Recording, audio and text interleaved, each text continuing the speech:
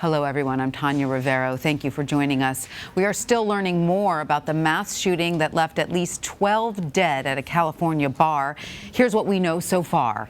The rampage took place at the Borderline Bar and Grill in the city of Thousand Oaks. That's about 40 miles northwest of Los Angeles.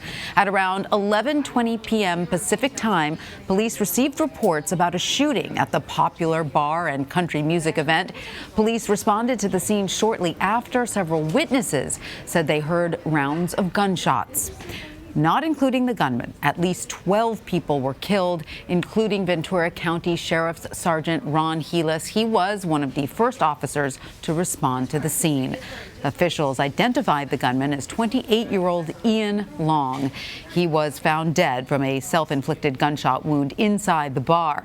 And while a motive is not yet known, here's what officials said earlier. It appears he walked up to the scene.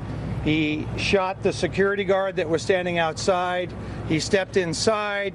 It appears that he turned to the right and shot several of the other security and employees there, and then began opening fire inside the nightclub. We don't have any other details to confirm an exact chronology about what happened. We will provide that to you as we bring all of our witness statements together, and we feel more comfortable about talking about that. CBS News correspondent Carter Evans is in Thousand Oaks, California, near the scene of the shooting. Hi, Carter. Walk us through the scene there, if you would, starting from when police responded until now. Well, Tanya, right behind me now is the border to this very large crime scene right now that authorities are looking into. The investigation really just beginning. The FBI is even flying out a forensics team from Quantico, Virginia, to help out with the scene inside there. When we arrived this morning, about an hour and a half after the shooting, it was still chaotic around here. Police officers were still arriving. Investigators were arriving. And some of the victims, some of the people who were inside the club were still outside milling around trying to find friends, desperately trying to find those who they were with inside the club at the time of the shooting. Some people feared the worst. Others thought that their friends may have just left their phones behind. So it was a chaotic scene when we first got here. Things are a little bit more under control now, at least, but the investigation really just getting underway right now. Well, Carter, as you mentioned, the investigation just getting started. But what do officials know about the suspect, Ian Long, at this point? Well, we know that he is a former Marine. We know that he has had some brushes with the law before.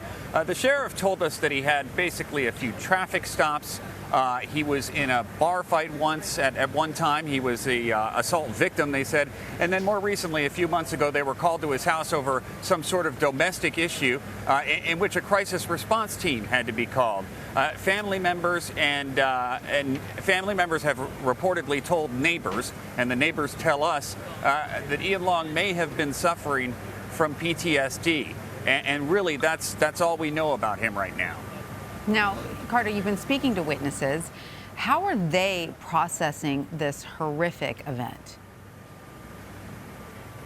I think for a lot of people, they're still in shock, at least when we first arrived here, still trying to understand what had happened and in many cases what they had survived. They had described a harrowing scene, a horrific scene in there where people were crawling on the floor trying to avoid gunfire and trying to find an escape route. It got to the point at one point where people took chairs and bar stools and threw them through the windows so they could escape out the windows. And many people were injured by glass as they were escaping the bar.